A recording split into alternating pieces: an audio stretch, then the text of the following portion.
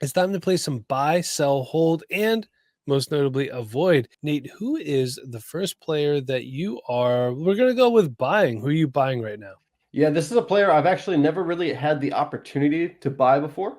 I'm not going to say I just haven't bought him before because, you know me, I'm a value-based drafter, trader. I'm always looking for values, and I've never really loved the value on Chris Olave until now. Because currently on Keep Trade Cut, Chris Olave is sitting at 39 overall and wide receiver 17. This is the lowest Chris Olave has been in some time on Keep Trade Cut. And I don't really understand why he has fallen as far as he has. Now, I understand that the raw production has not been incredible from Chris Olave so far through 2 games. Now, the first game, he had 2 catches for 11 yards against Carolina in a blowout. Obviously, not great for fantasy football, but we understood, hey, this was a blowout win by the Saints. I mean, it wasn't even close from the get-go. They didn't need Chris Olave, right? Well, next week they play against Dallas Cowboys. Goes 4 for 81. Okay, not great, 12.1 points. We'll take it, but, we're not talking about a top-end wide receiver maybe, but also this was on 6 targets on only 16 routes, Mike.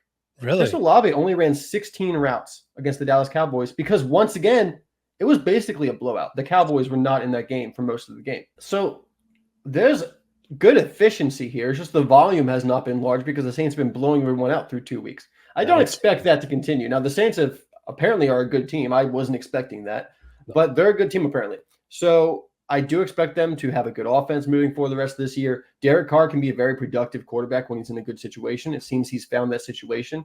I expect him to continue to be productive, which means Chris Olave should have a productive year. This is the chance to buy low after 2 disappointing games by Chris Olave, where actually he was pretty efficient. I mean, on those 16 routes, he was over 5 yards per route run against the Dallas Cowboys. So really efficient, just needs more volume. We'll get that once the Saints are in closer games, which has to happen. They've scored 91 points through 2 weeks. That cannot continue. That would be a record-setting pace. So right now, like I said, wide receiver 17 on Keep Trade Cut, but I took a look over at Fantasy Pros where they have the ECR, the Expert Consensus Rankings. And in both rest of season rankings and Dynasty rankings, they have Chris Olave ranked as the wide receiver 11. So a 6-position difference here from wide receiver 17 on Keep Trade Cut, wide receiver 11 over at the Fantasy Pros ECR. I'm more on their side. I think Chris Olave is going to have a good rest of this season. So I'm going after Chris Olave. I got to get my first share of Chris Olave because I don't have any right now. So that's my goal for this week. I'm willing to move a first-round pick, obviously. I did see that actually go through in a 1-quarterback league. I didn't see any Chris Olave strip for a first-round pick in 2-quarterback or super flex when I was going through Dynasty Daddy, but I did see him go for a first-round pick straight up in a 1-quarterback league. Other things, a first-round pick and another player such as Adonai Mitchell. I even saw ones go for Joshua Palmer, Jahan Dotson, kind of a throw-in wide receiver with a little bit of upside. You don't need too much more than a first-round pick to go get Chris Olave, it seems like, if the owner is looking to move on. Or if you need to give them a wide receiver of similar value, I'd be willing to move Drake London for Chris Olave, Xavier Worthy for Chris Olave. Those 2 wide receivers, thanks to Drake London's game-winning touchdown catch, have some hype. So looking to go get some Chris Olave. I don't have any. I need some because this value, I'm in. Nate, I'm sorry to do this to you, but I'm selling Carolina Panthers wide receiver Diontae Johnson. Now, I do want to just preface this by saying I put this on here before Bryce Young was benched. But do we really think it's going to get better with Andy Dalton under center? I don't know. I guess we'll see. I was wrong so far about Sam Darnold. It was 2 games. We've seen Sam Darnold be good in spots. Andy Dalton's been a better, more consistent passer over his career than Sam Darnold. But still, this is the back end of his career. Let's see what happens. I was worried about the passing attack. Maybe it gets better. Only 5 receptions on 12 targets this season for 34 yards and no touchdowns. Diontae Johnson's not startable right now. And we need fantasy points. Diontae Johnson on paper before the season looked really good, but Diontae Johnson in reality, not looking so good. This is a guy that could be a good target for a rebuilding team, but if I want to win now and I need points, I have to move on. Nate, he's a 41.7% catch percentage in 2024. And looking at his stats, he hasn't had over 60% of a catch percentage since 2021. 2021 was a long time ago at this point. Let's see here. That's the last time that Big Ben played, 2021? I believe so. Sounds about right. Yeah. So it's quarterback issue. Yeah, it is. Let's see what Andy Dalton could do. He's wide receiver 45 in 2023, 51 catches, 717 yards, and 5 touchdowns. Let's see if he improves. So here are some costs for him. Right now, you can get a 25 second for him. But if you want points and you want an actual player, Devin Singletary scored a touchdown last week. Oddly enough, the Giants were the only team to score a touchdown in that matchup, and they lost the game in typical Giants fashion. Hear me out on this one. You could also get Josh Reynolds for him. Hey, this may sound crazy, but this is how fantasy football goes. Josh Reynolds on the season, 10 catches, 138 yards, no touchdowns. That's on 13 targets. That's more points than what Diontae Johnson's got. Do I think it keeps up? Maybe. I don't know. You can get plus assets on top of Josh Reynolds, like a third-round pick, maybe an Alexander Madison. The value lines up there because Zamir White hasn't looked that great this season so far either. Nate, who are you avoiding? Yeah, I'm avoiding Amari Cooper. I actually have a couple shares of Amari Cooper across my leagues. He's always been a pretty productive wide receiver and usually underrated based on his production. But so far this year, not looking very good. I'm on 17 targets over 2 games, 5 catches for 27 yards. That is a total of 7.7 fantasy points through 2 games, Mike. That's Diontae Johnson level of production, unfortunately. So yeah, I've always been a big fan of Amari Cooper, like I said, but right now it's not looking very good. On Keep Trade Cut, he's the 110th player overall, wide receiver 45 at the moment. Now, at wide receiver 45, is there a buy low opportunity with Amari Cooper? Possibly. And I'll get to those costs that I would be willing to maybe move for him. But there's also opportunity to maybe sell him at this point. But overall, I'm avoiding him because I don't really want to go buy him and then be stuck with this Browns offense, which I do not currently believe in. I don't trust Deshaun Watson. Jerry Jeudy has got double-digit fantasy points in each of the last 2 weeks, but not really more than 10 or 11 points.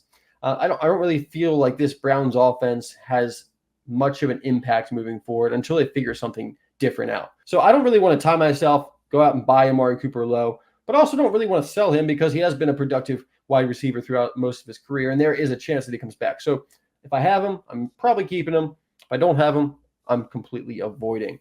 But in the off chance that I want to risk it for the biscuit, I would be willing to buy Amari Cooper, not for a 2025 second, 2026 second, though. I think I could do that. Do you think you would need to pay a second? I think so, just because of name value. Okay. You can try to throw out 2/3 out there. I don't think you're going to make that happen. Right. Unless this team is, very much into a rebuild. They're just looking to get rid of assets. I think you're still going to have to pay a second just because of the name value and the potential. Amari Cooper, if they can figure out the quarterback situation, whether it's Watson getting better or, Joe Flacco comes back from who knows where, Hell yeah. then Amari Cooper can be really good again. They have Jameis Winston, don't forget. They do have Jameis Winston. I like Jameis Winston. That would be a productive wide receiver quarterback combo if he comes in there. So yes. I think there's still some upside there for Amari Cooper, which is why I'm not necessarily selling. But if I was to get an opportunity to sell Cooper, I would sell Cooper in a second for Jalen Waddle. I think that'd be a great move to make. Or if I could move Cooper for 2 seconds, I'm not going to move him for 1 second at the moment because, like I said, I think that opportunity still could be there in a couple weeks. But 2 seconds, Amari Cooper can find a new home. I'm going to buy a player, and I did talk about him before. That is New Orleans Saints quarterback Derek Carr. He's 132 and Keep Track Cut. Quarterback 25. But, man, this is a great buy. If you lost the quarterback early, Jordan Love was out for a little bit. He's practicing again, but we still don't know what's going to happen. Mm-hmm. But, look, he's been really efficient. 30 of 39, 443 yards, 5 touchdowns to 1 interception. He did add a rushing touchdown against Dallas as well as a goal line quarterback sneak. But, hey, that's 6 points right in your pocket. He's affordable right now. He's going to make a great quarterback 2 or quarterback 3, depending on your team makeup. Some of the trades I saw, courtesy of my friends over at Fantasy Calc, Tyler Lockett and Justin Fields for Derek Carr. Now, Justin Fields has been playing good, but we still don't know what's going to happen long-term there. You know that Derek Carr, if he's healthy, he's a starter for the New Orleans Saints. And by the way, Gary Kubiak's kid, I don't remember his name right now. Clint Kubiak is calling a really good offense down there in New Orleans. And I did see this multiple times in a super flex league, one single 25 second. This is the thing that drives me crazy about dynasty players. I'm going to tell you this right now. People get scared away from a guy like Derek Carr because he's older. So you're selling him for 25 seconds. and you want to get younger. I understand everybody wants to get younger, but the fact of the matter is, it's not going to look sexy on paper. Call me crazy. The goal is to win a fantasy and specifically a dynasty championship, because that's the game we're playing here. Right now, Derek Carr gives you a better chance of being a champion than a guy like Drake May, than a guy like Caleb Williams, Bryce Jaden Young. Daniels, Bryce Young. We know. Let's not hammer on Bryce Young too much here. He's gotten it enough already. But the fact of the matter is, we love these young quarterbacks. JJ McCarthy is not playing this year. We think these guys are great, but Derek Carr gives you a better chance to win. Yeah, I mean, I've always been a fan of Derek Carr. Actually, I have a couple shares of him. It's been Yeah. going pretty well, obviously. He's always been a good quarterback, always been a productive quarterback. And you talked about this trade with Tyler Lockett and Justin Fields. I would do that trade immediately because even though you're getting younger with Justin Fields or whatever, and even though he's the starter in Pittsburgh and he has been playing well, he hasn't been playing well for fantasy football because they've had him playing extremely conservative. I think he only had like 26 rushing yards last week. This is not the fantasy productive Justin Fields we saw with the Chicago Bears, where he was running 15 times a game, getting 10, 15 points just from rushing. This is a very different kind of Justin Fields, who's not nearly as productive for your fantasy team. I'd be more than willing to move him for Derek Carr. Nate, you are going to sell a player. I am. I'm going to sell Stefon Diggs, currently 93 overall, and keep trade cut in wide receiver 40. Now, wide receiver 40 doesn't sound like a great sell candidate because it's already kind of pretty low. So, what kind of value you're trying to get there. But wide receivers in general are just higher value than a lot of the other positions, especially if you take a look at keep trade cut. I was taking a look at this the other day, actually. When you used to go in there in the offseason, you would see 12 quarterbacks in the top 15 or so. There's a lot of quarterbacks at the top. Well, those quarterbacks, that range has extended. And there's now, like the quarterback 12 is no longer sitting there at 16 overall or anything like that. That quarterback has moved quite down because now we've been able to see these quarterbacks play. Some of them aren't as productive as we were hoping. So things have changed, and there's not quite as much the log jam at the top, which means there's a ton of wide receivers all throughout that top. So still a top 100 player, even though he's wide receiver 40. So far through 2 games, 10 catches for 70 yards and 2 touchdowns. He has been productive for the Texans. Was more productive in the first game when he had the 2 touchdowns. Wasn't as productive this past week. And his ADOT the past 2 games has been 5.4. So far, the lowest of his career. Of course, only a 2-game sample size. But Stefon Diggs right now is the Texans slot receiver. He is playing 62% of his snaps within the slot. Tank Dell playing 70+% of his snaps outside. So right now, Stefon Diggs is the slot receiver for the Texans. I usually love the slot receiver because they're getting a lot of volume. But Nico Collins, man. Nico Collins is the wide receiver 1 over there in Houston. We're going to talk about him more in the next podcast. Spoiler alert, because he's just that good. But Nico Collins is the wide receiver 1 there. Stefon Diggs is not challenging for that. He's going to have productive games. I do think he'll have an overall good season because you got CJ Stroud there who can throw the ball around. But Tank Dell has not been productive so far. And what's coming for him is going to impact, I think, Stefon Diggs more than it's going to impact Nico Collins. I think Nico Collins is independent of the rest of this wide receiver group. He is that guy out there. He is by far that guy. And I'm excited to talk about him on the next podcast. But we're still talking about Stefon Diggs here. I don't want to sell him for nothing because I do think he'll still be productive the rest of the season. But I would like to move on from him. He's over 30 years old. He's not the wide receiver 1 in this offense. There was a chance that was maybe going to happen. Those people that didn't like Nico as much as the 2 of us. But there is still value with selling Stefon Diggs right now. I think you can move him for 2 seconds, maybe a first, depending on who your buyer is or what kind of league you're in. I think if you wanted to move him for a younger wide receiver, you can go after an Xavier Worthy, go after a Jordan Addison, a Michael Pittman. All those guys are valued higher on keep trade cut right now, but all of them have had some struggles here recently. Xavier Worthy, of course, had a great debut for the Chiefs, but last week was not nearly as productive.